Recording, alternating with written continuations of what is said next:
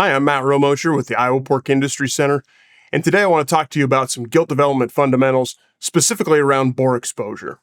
Now, I know when we talk about boar exposure, a lot of producers think that this is something that farms already do fairly well, and this isn't something that we need to pay significant attention to. But boar exposure really is foundational to the success of gilt development. When we talk about early puberty detection, we know that gilts that reach puberty at a younger age have greater lifetime productivity, and ultimately failing to detect that first estrus for those gilts ultimately results in additional non-productive days to the overall system, increased feed and resources for gilts delayed for first breeding, and lost opportunity to identify those gilts that normally would be delayed in puberty onset, opportunity to be able to sell them as potential culls. The challenge, obviously, with boar exposure is that this is a very labor-intensive task. It's a time-consuming task. The common recommendation is to start gilts when they're 24 weeks old, approximately 170 days of age, so well in advance before we would ever anticipate on breeding those gilts. And ultimately, it becomes a difficult task to prioritize for farm staff, and ultimately, it's one of those tasks that maybe isn't as high value as maybe some other ones that caretakers do on a day-to-day basis, such as breeding sows or weaning pigs or processing litters, right?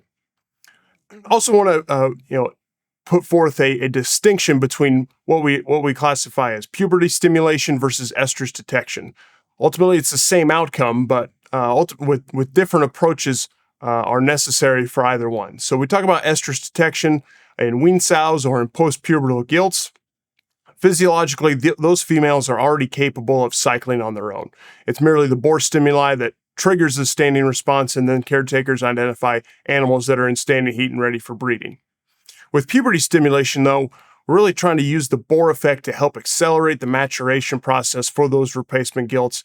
And ultimately, this acceleration and trying to get those gilts to reach and achieve reproductive maturity requires more intense boar exposure to stimulate that female. When we talk about boar stimuli, there's multiple different ways of which boars obviously stimulate females to exhibit a standing response or to reach puberty. We talk about visual, tactile, auditory, and olfactory.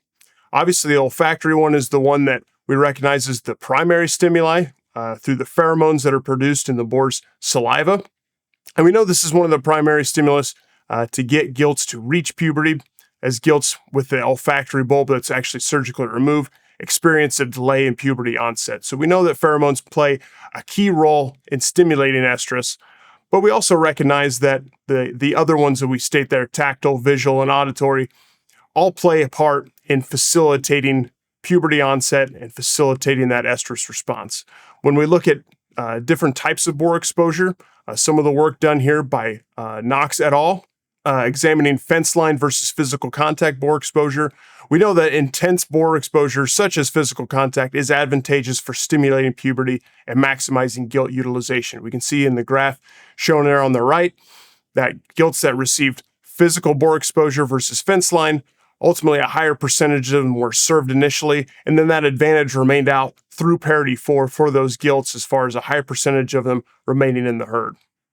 So for puberty stimulation, simply allowing those gilts direct access to the boar subjects them to additional stimuli, specifically that tactile stimuli with the boar physically in contact with them and stimulate them through ways beyond just auditory or olfactory. A common way in which producers may implement this on farm is through the use of a boar exposure area, or a BEAR system is commonly referred to in the industry. This ultimately allows groups of gilts to receive direct contact and fence line contact with boars. So as you can see in the visual there, we've got boars that are in stalls, and a common practice may be to let one boar out into the pen with the group of gilts for that direct contact, but ultimately achieving a high level of stimuli with multiple boars being utilized for a group of gilts. Another important component is not just to think about it from the gilt perspective, but also to recognize that we need to maintain quality teaser boars on our farms in order to really maximize the boar effect and the stimulation effect that we're providing to those wean sows or gilts as well. So it's important to keep boars in athletic condition, noting that overweight boars are less active and typically less attentive towards sows and gilts. On some farms, boars may be asked to travel long distances. Certainly with some of the larger complexes that we deal with today, it may be those boars are out and are used for an extensive periods of time. So it's important to not tire them out and maybe limit them to roughly an hour per boar, so to not wear them out through the process and make sure they're still interested and doing their job as heat check boars. It's important to rotate boars, so keeping the stimulus different for sows and gilts, and keeping boars engaged simultaneously. So typically farms may have a battery of boars or a group of boars that they select from, and every day they rotate which boar gets taken out and used for stimulation for that day. It's also important to implement practices that keep the libido high on boars. So we know the boars that are typically more aggressive and higher libido offer greater pheromone production and are more effective at stimulating those gilts to come into heat. So it's important.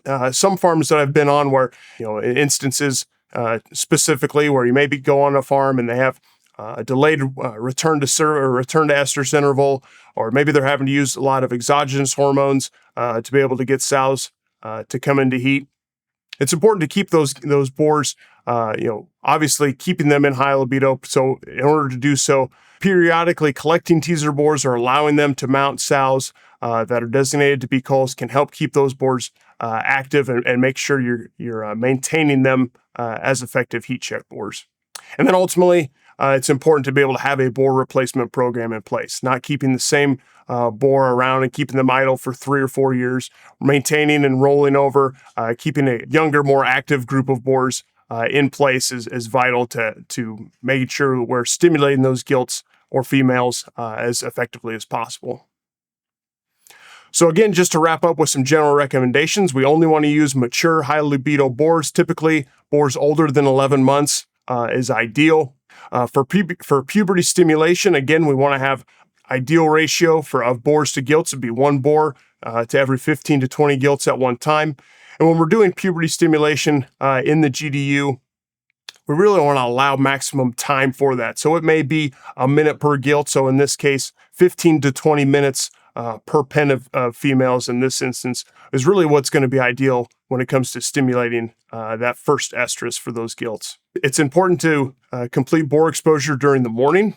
Obviously, cooler hours are going to be more comfortable for those pigs. They'll be up and more active during the morning hours immediately after feeding. And then above all, it's important to conduct this every day and be consistent. So it's something that needs to be done once a day, 7 days a week. It's not one of those tasks that can be put off on the weekends or skipped on the weekends. So it's one of those ones that needs to be done every single day in order to be able to effectively stimulate those gilts or find gilts that are in heat. So with that, with Iowa State University, I'm Matt Romoser.